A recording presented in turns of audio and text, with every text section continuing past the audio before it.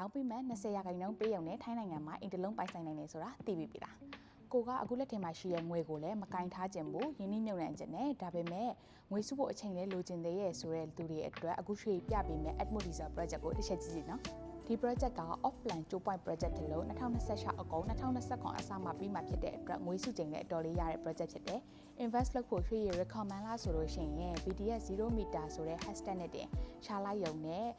Facebook မှာကော market ထဲမှာရောဘလူပြန်နေတဲ့ project ပေါ့နော်။ထိုင်း local တွေရောနိုင်ငံခြားသားတွေပါအတော်လေးကြိုက်နှစ်သက်တဲ့ project ဖြစ်ပြီးတော့ rental ကြီးကလည်းအမြင့်ဆုံးမှာရှိတဲ့အတွက်project စ launch လုပ်တဲ့အချိန်လေးက Atmodizer ကအဝယ်သွက်နေတဲ့ project ဖြစ်တာဖြစ်တဲ့အတွက်ရွှေအနေနဲ့အထူးတလဲပြောစရာတော့လုံးဝမထင်ဘူးเนาะတကယ် invest လုပ်မယ်ဆိုလို့ရှိရင် booking fee 9000အရင်ပေးရှေ့ရမယ်ပေါ့နော်ပြီးသွားရင် booking fee ပေးပြီးနှစ်ပတ်အတွင်းမှာ20ရာခိုင်နှုန်းကိုပေးရှေ့ရမယ်ကျန်တဲ့ပတ်စံ80ရာခိုင်နှုန်းကိုတော့ project ပြီးစီးတော့မယ်အချိန်ကြာတော့မှပေးရမှာပဲဖြစ်ပါတယ်အခန်းစီနှုန်းတွေက2 million ကနေစပြီးတော့ 4.6 million ဘတ်အထိရှိရပေါ့နော်အဲ့ဒါကိုမှကိုကအခန်းပိုကျဲတာလိုချင်တယ်ဆိုလို့ရှိရင်အခန်းနှစ်ခန်းကိုပေါင်းလို့ရပြီးတော့အခန်းနှစ်ခန်းပေါင်းမယ်ဆိုလို့ရှိရင်เนาะ additional charges အနည်းငယ်ကျသင့်မှာပဲဖြစ်ပါတယ်တခြား fees တွေအနေနဲ့ဆိုလို့ရှိရင်တစ်နှစ်စာကြိုပြီးပေးရမယ် common fee ရှိမယ်သူက59 baht per square meter အခန်းအကျယ်ဝန်းပေါ်လိုက်ပြီးတော့ပေးရတယ်ပေါ့နော်ပြီးတော့နောက်တစ်ခုက sinking fan ကွန်ဒိုပေးရတဲ့ရန်ပုံငွေပေါ့နော်အဲ့ဒါက500 baht per square meter သူကတစ်သက်လုံးမှာတစ်ခါတည်းပေးရတာပေါ့နော်